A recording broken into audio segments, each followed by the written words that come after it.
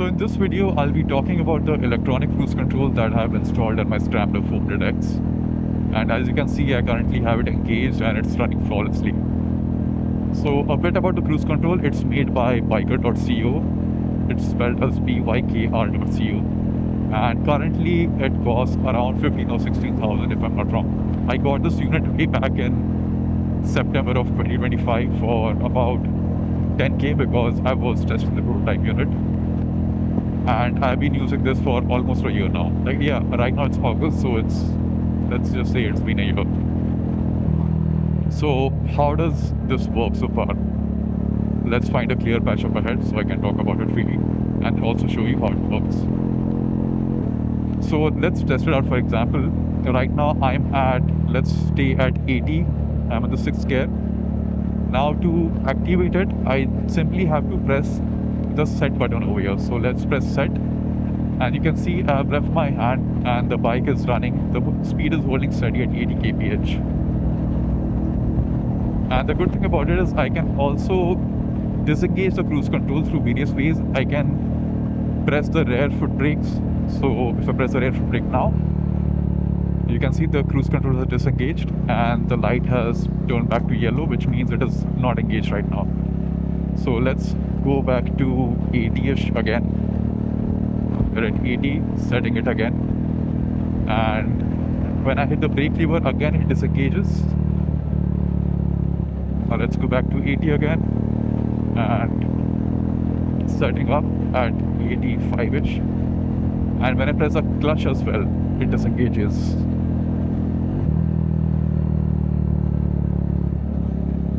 Right, and obviously you have the stop button over here, which helps you disengage the cruise control. So all of these different ways of cancelling the cruise control unit is actually good from a safety point of view, because when you talk about the throttle locking mechanism, the only way to disengage is it by rolling the throttle forward, and you can't cancel it by pressing a button or pulling in the brakes or pulling the clutch. None of that is there. And obviously you can't increase or decrease the speed on it unless you pull the throttle manually. But here you have the freedom to do it. So now there are some nice things about this cruise control. Basically it also has a memory where whatever speed you set in the previous cruising session, this resume button goes back to the previous set speed. So I'll drop my speed a little bit. Let's say I go back to 60 and now I press the resume button. Now it is blinking and you can see the speed is gradually increasing, and it will reach 80 and it will hold the speed over there. Right, just like that.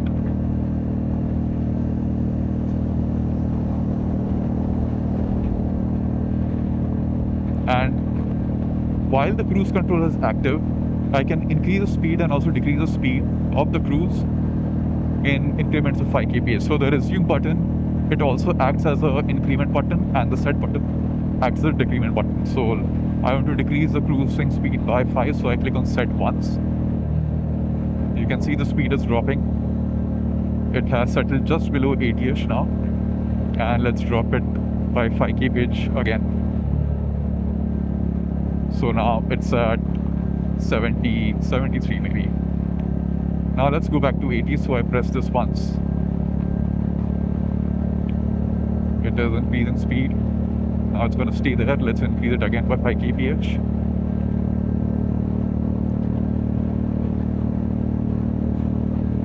And there you go. So it also has some fail safes. So for example, if there's any interruption in your ECU or the canvas system, something goes wrong, the cruise control will automatically disengage. So that's a nice safety feature. And another safety feature is that it does not engage on speeds above 130 kph. I don't want to try that speed on this road especially. It's kind of risky. And it also does not engage on speeds below 30 kph.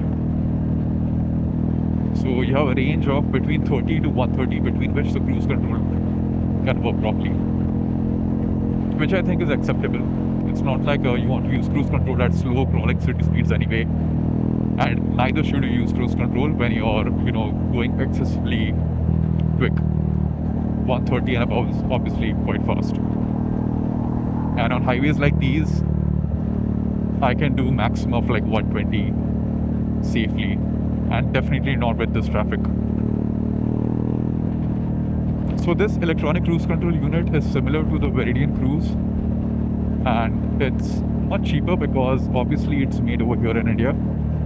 And the way to install it, it's quite simple. You don't have to cut any wires at all. All you have to do is connect the TPS sensors with the cruise control unit and just plug in an additional cable to the OBD port of the bike. That's it. That's all you need to do. And then you just need to clamp the switches on the handlebar. And your cruise control is as simple as that. It's plug and play. And I don't think that will affect your warranty. I hope not.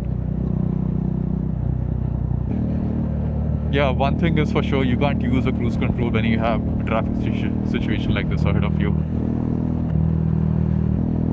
So now the question is, should we even get this cruise control? Considering the price of this unit is quite high. It's not a cheap mod. It costs around 16,000 rupees right now.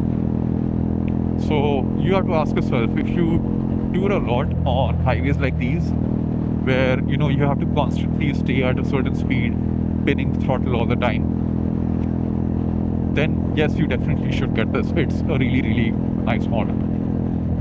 I use this on multiple trips. Once I used it while going to Goa. I'll use this while going to Ladakh as well. And on the highways, this was extremely helpful. Like, there are sections where the highway is just like tracking straight for like 10, 20, 30 kilometers, and it gets quite tiresome to just hold the throttle like this all the time. So this is where it is quite helpful. But if you're someone who rides a bike mostly in the city, then I don't think this is worth the money for you. Okay, so there's two more things I forgot to talk about the cruise control. Let's say I'm at just around 60 and I click on activate. Let me pass this truck first. Yeah. So I'm at 60. The cruise control is working. Now it still allows you to overtake. Let's say if you want to pull the throttle and overtake some trucks and settle back to the same speed. So I'm at 60. I pull the throttle. You can see it is blinking because this means the user has overtaken the cruise control unit, but it's still active. So now you hit the throttle, it will go back to 60 and it will stay there. So this is actually another nice feature. And another thing is, for example, if you've tried clutchless downshifting, you can still do that while the cruise control is active. So again, I'm at 60, I'm in the 6th gear, and I'll just downshift somewhere around here. And you can see the RPM will match to maintain the 60 kph speed. So see, I dropped to 5th, the speed is still at 60. Now I'll drop to 4th, without using the clutch, by the way. It's still 60. Obviously the RPMs will increase as you go down the gears. I'm at 3rd, but obviously you can't upshift because for that you have to close the throttle, and you can't close the throttle because it does not support that while it is active. So I have to pull in the clutch or disengage it. When it is disengaged, I can normally upshift 4th to 5th, 5th to 6th. So this is fine. So yeah, the overtaking option that allows you to pull the throttle while the cruise control is active is also quite helpful. Okay, so that's it about the review of the cruise control unit. If you have any suggestions or questions, feel free to drop them down in the comment section below. And if you want to purchase one of these units, I've put a link in the description where you can also get a small discount using the coupon code that I provided. And of course, stay tuned for the next one.